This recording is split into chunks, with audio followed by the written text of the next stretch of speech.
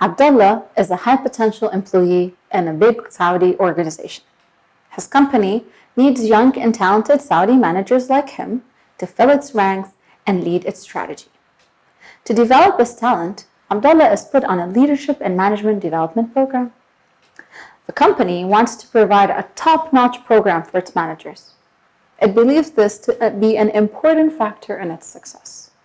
They call up some of the most prestigious management institutes and business schools in the world. And they come up with a 2-year program, a mini MBA, to teach the managers everything they need to know about management. Since they are a technical organization, their employees are usually engineers or other technical professionals. And the management thinks this program is perfect. It will offer them the skills that managers really need. Abdullah starts the program. He is excited and eager to learn. He's also been keen to show his learning and growth. He takes this program as an opportunity to show himself as a true high potential and get himself ready for the next position. Yet, during the training, he starts to find a disconnect between concepts on the job and the training. The trainer is talking about generic skills, for example, empowerment or delegation. Abdullah, however, is thinking about context. So to him, the application is more complex. For example, if Abdullah thinks of a safety incident at the plant, if he had to empower his team to make a decision, such as to shut down operations, he risks making the wrong decision and losing millions of dollars. He finds that the trainer is talking about theory, but the real-life application for him is very different. He faces many moments of yes, but, where he hears great ideas and concepts, but thinks to himself, yes, but they won't work in our industry. Yes, but they don't work in our company. Yes, but you don't know my manager. Yes, but I don't face this. He goes to the job and he tries his best to apply some of these concepts, but is not successful. The solutions don't fit. They don't fit his team. They don't fit his manager. They don't fit the system. They just don't align. Early in my career, I also faced a lot of yes, but. I call it the yes, but phenomena. As a young consultant and facilitator, I worked on several leadership development programs. In one, we worked on a 6-month diploma filled with all the management skills and concepts. We explored, for example, how to set a budget. Yet, in the training room, never discussed the approach that was used by that organization. We worked on problem solving, never once applying a problem that they usually face at work. We explored communication without the context of their teams and their organizational culture. In another program, the participants were being taught methods and tools in the training room, but unable to apply in the workplace. Our classroom discussions were filled with examples on how their managers did the exact opposite of the behaviors we were trying to promote. We'd say, listen to your team's ideas, but their managers put their ideas down. We'd say, delegate authority and not just tasks and avoid nitpicking, but their managers micromanage them. We'd say, give effective feedback to your team, yet they receive destructive feedback, if any. It's like when you have a child and you shout at them and tell them not to shout. What do you think they will copy? What you say or what you do? The yes, but phenomena is a sign of training investment gone to waste. Our attempt to grow leaders dies on the classroom floor. With COVID, we reach unprecedented times. There's more pressure to accelerate our people's agility and help them adapt to the new situation. Agility requires learning. Yet, our training budgets are getting tight and tighter, and we expect them to get even tighter. To deliver our programs, we have to prove first that they are effective. And the way we've been doing leadership development is not. Leadership development is dead. Leadership and leadership development has been a hot topic in HR for decades.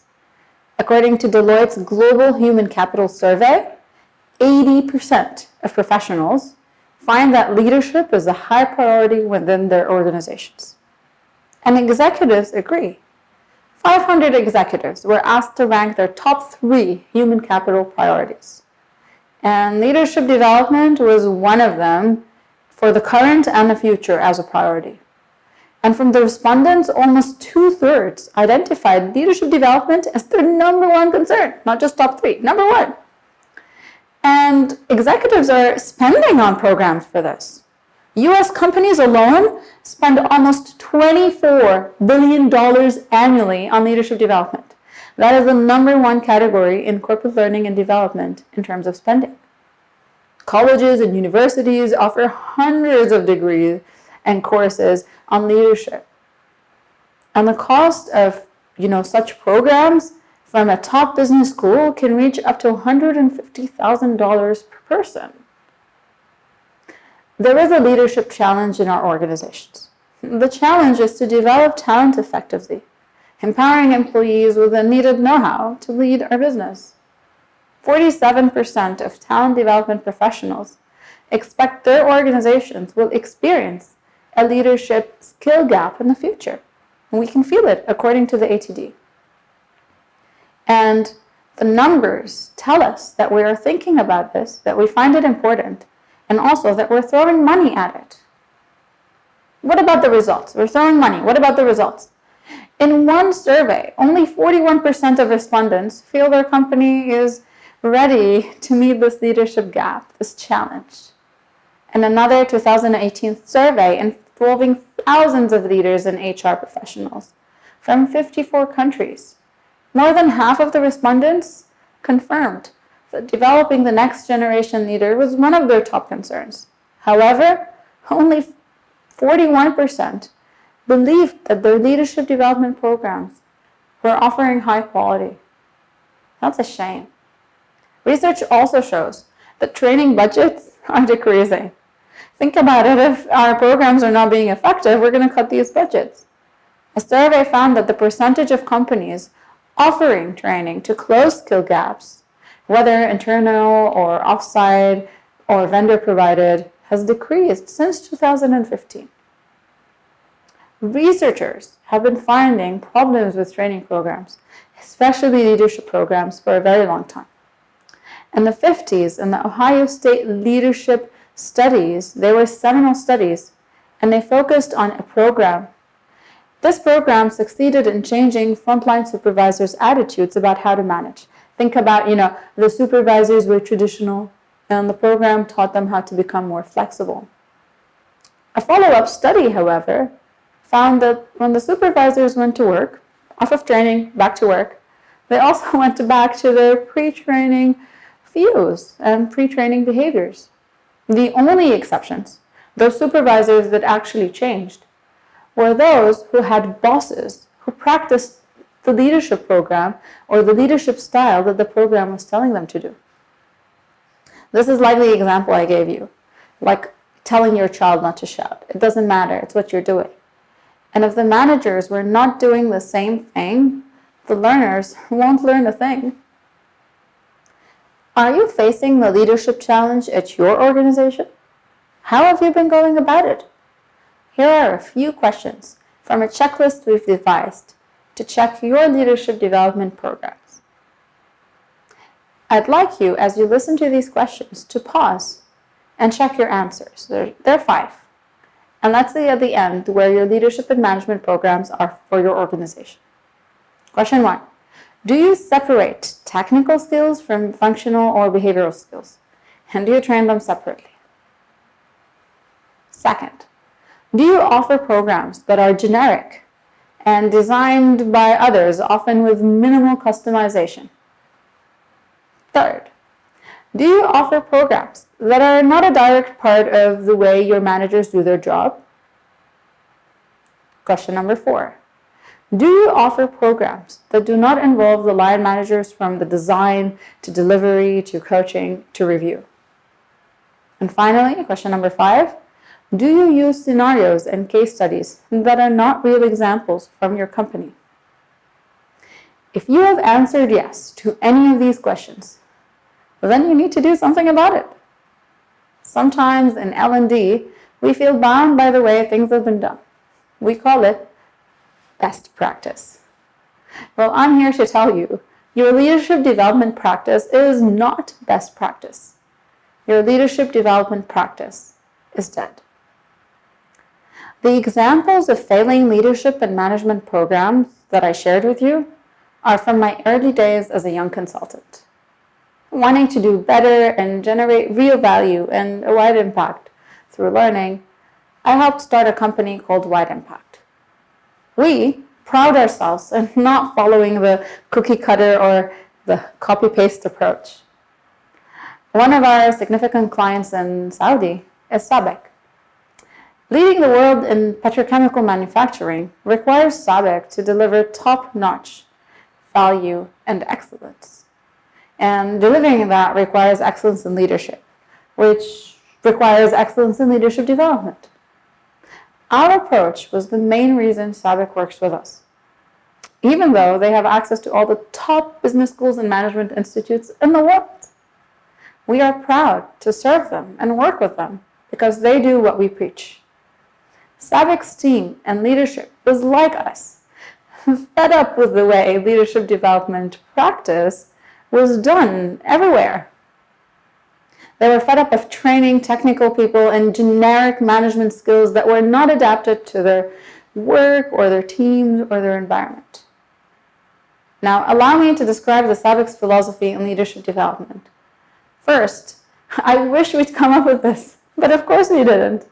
SABIC has a team of brilliant people who have devised this approach. We are just glad to work with them and share how we help them deliver this philosophy. The SABIC's philosophy, the way we see it, is devised of three main aspects. First is alignment. Alignment starts with the business need, and it starts with a simple question. What does the business need from its leaders? What behaviors are there, and what behaviors need to be improved? This starts with L&D, investigating with the business and affiliates and uncovering the real business needs. And as you're doing alignment, you're making sure to integrate all the existing systems and tools and the excellence framework and all of that and making it part of the program. Instead of a participant going to the training and talking and learning about concepts, they are learning how to apply the systems and tools that exist. The language that the company uses every day is part of that training program. Also, part of alignment is making sure that all of the management development programs that SABIC is doing are integrated together. So the one that the supervisors are taking fits into what the managers are doing, or the senior managers, or the whole leadership journey is aligned to each other. The second element that's very important to the SABIC philosophy that we've observed is workplace learning. So to SABIC, the most important place where people learn is at work, not in a classroom and not in a training. And I have to say, as somebody who teaches L&D for Masters of HR students, this is the number one message I keep telling my students. Training doesn't happen in a classroom. And SABIC believes in that. So here's a few things that they've designed to support that. Well, first of all, and most importantly, is involving the managers in the learning. It starts even before they have a program with a design. They ask the managers, what do your people need to learn to do better? Now, after that, the design of the program aligns to work. Then what happens after the participants go to work? Well, that's where their learning starts. They get to do work, which is taking concepts from the learning and applying them at work. And the great part is that their managers, their leaders, model the behavior and coach them to support them in applying it. With that, we are able to really create an environment for workplace learning, one that the classroom only ignites. The third and final element I want to discuss is how SABIC uses what we call the specific lens. And here's what that means. SABIC is a manufacturing organization. Why should somebody go to a training and learn something that is not related to manufacturing, or learn generic leadership rather than leadership in a manufacturing context? So the manufacturing framework is different from any other framework. You can't take the technical out of things, for example. Take decision making. The leaders have to make decisions in manufacturing environment, not in any other place. An example from banking or any other industry will not apply. When they explore these skills in the training room, they explore them with that lens, with that manufacturing lens, with real life scenarios and examples. And where do these scenarios come from? From the managers themselves.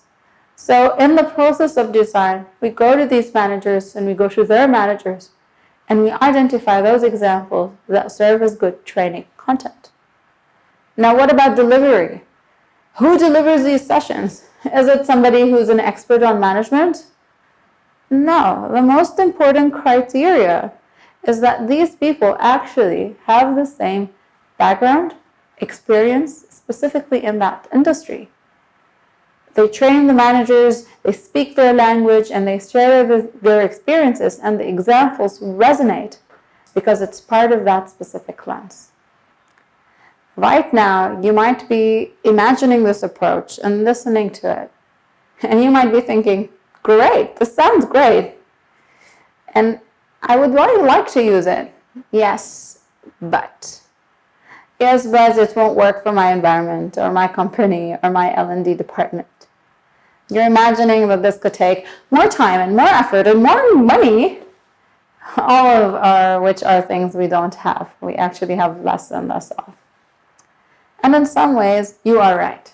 In some ways, it can be more of an effort in the beginning to change your old L&D development approach to this. But remember, that old approach is dead. You shouldn't be using it. But here's one suggestion that I have. Don't go all the way. Go one step at a time. For example, take one of your existing programs and ask the managers who've been through it. Ask them to give you feedback. Is there a way to start customizing this program? Also, why not ask them, would you be willing to help me with that? You can do the entire thing internally without spending one extra riyal. The managers could give you the examples, give you the scenarios. And you know what, working with SABIC, that's one thing that we've uncovered, and it's a beautiful thing to see. Their learning environment. When we ask managers to give us examples, they go above and beyond. They give us examples and they help us design. And they are keen to share their learning and experiences with other managers and help them develop. And they can see the value in that. But that said, and let's say you're going to do it internally, and do it step by step. But let me ask you something. How much of your training is actually provided by vendors? So not done by yourself? Especially when it comes to leadership and management development, I'm sure it's a big portion. And if you are working with vendors to design and deliver your leadership and management programs, let me ask you, why? Why are you spending hundreds of thousands of dollars for them to give you the exact same program that they give every other company? They take it off the shelf and they refurbish it and give it to you. It's not customized, it's not contextualized, and it's the old approach. It's dead. You deserve better. Whether you design it yourself or you work with vendors, you deserve more, so you need to ask for more. We have discussed together a few of the barriers that you might be feeling and experiencing when you hear about the SABIC leadership or leadership development way, and all of the yes buts that you might have. Now, what about enablers? You want to go to your managers and you want to ask them for feedback and you want to change the existing programs that you have. Or you do want to go to your vendors and ask them to change the way they've been doing things and make it more customized and more oriented. For you to foster that kind of change and that kind of belief, and it's ironic in one way that we're going to do a change in leadership management development, and I think the first thing that you should do is get some kind of leadership support and sponsorship. The reason SABIC is able to do things like that is because top down, all the way from the CEO, they have this mandate to make learning a part of their focus. And not just any learning. Learning that's about SABIC. Learning that is part of the DNA of the way everybody does things. And so it's easy. There aren't so many hurdles because they all believe in it, and that enables them to design and deliver in that way. So leadership, go to your senior management, go to your CEO or CHR and convince them that this is the way things need to be done. The second enabler is a focus from the management. And here we talk about the leaders, the top leaders, but now we want to talk about those that are on the job every day. If you're going to run such programs and you want to ask managers what are the challenges that they're facing so that you design for them, you're going to take their time.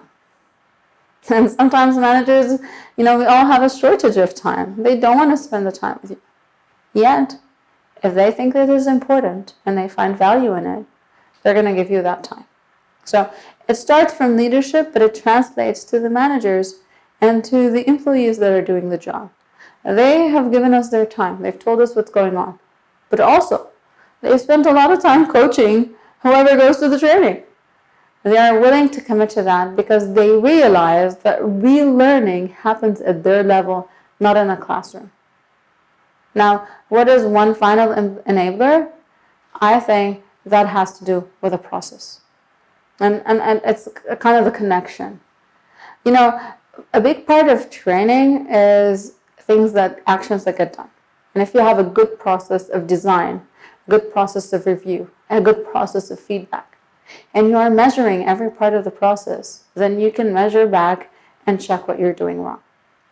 And that process includes measuring training effectiveness. And that's another question I'll pose to you. How many of you are measuring the results of your training all the way to impact on the job in real KPIs or real business terms? If you're not, remember when we said that we have to prove that leadership, management, and development is effective so that we can continue to get the budgets? But if you're not measuring, then you can't prove that your thing is working. So SABIC does it differently. SABIC designs, and in the beginning, they will ask people, and they will design and review, and that's feedback, that's measurement. And then they will deliver, and they will measure.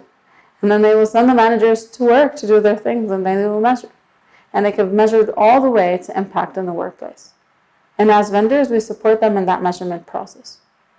So 3 things that are enablers of this that I hope you will start to build so that you can change your leadership and management development program from its dead state to something better. If Abdullah worked at SABIC, he would join a management and leadership development program delivered by people from the actual industry. So the trainers are people with experience that's relevant to him. He would see in the training room different leaders from SABIC, people he wants to be like, joining the program and giving some talks, inspiring them, giving real examples of how they've used the tools that the program teaches to make real changes. The tools that he would learn in the training would be part of the toolbox that he has on the job. It is integrated with his work, with the systems, with the language, with everything that is used within the organization. And even the scenarios that are used would be based on his work and his needs. It was like somebody took a walk in Abdullah's shoes and thought, what does this leader need to learn to become more effective? During the class, the discussions are tailored to the business. He can share what's happening on the job, and he doesn't experience the yes buts. He knows that what they're talking about is about his industry and his company and his team. Yet, after the class, that's where the real learning starts. It's now time for him to apply. He meets with his manager, who role models the behavior and has plenty of examples and suggestions to give. And the manager acts as a coach, helping Abdullah to apply his learning. Abdullah has a mandate, has a to-do work to apply at the job, and he really goes all the way and applies his learning to his team. He documents it and comes back to show his progress and everything that he's been able to do. It's not just SABIC. We all have a leadership challenge in our organizations. to make leaders like Abdullah ready and available for the next step. We feel it, and around the world, we've just been throwing money at it. $24 billion in the US alone. And leadership and management, the way we've been doing it, is dead. There is a better way. By aligning your program to the business need, by focusing on workplace learning, and wearing the specific lens of your industry and your organization, you can have it too. We are proud to work with SABIC to fulfill. Take 3. We are proud to work with SABIC and help them fulfill their leadership and management development approach. Now, SABIC is a great and renowned organization, but they have chosen to work with us because we share their values and we share that approach. We'd be happy to work with you to support your organizations, to change leadership and management development from being dead to actually helping you fulfill the leadership challenge at your organization. And SABIC has chosen to work with us because we believe in these values, but also we believe in the Saudi vision. And that's why we're here on Saudi Day. We're sharing a best practice from one of our important clients, and we hope to be delivering the same and maybe more to your organization. So let's start with that. We are offering you a leadership and management development assessment. You've seen some of the questions in our talk today, but we have a full assessment process. If you're interested, give us a call. We'd love to come and see what you're doing and assess whether your leadership and management development approach is dead or is something in the right direction. And we hope that by this assessment, we will fuel you to improve your leadership and management development program with us or just with our support. Thank you for coming to the talk today. If you have any questions for us, please type in the comments in the chat box. We'll be around to answer. But you can also pass by our booth in the exhibition and say hello, and we'd be happy to have a conversation.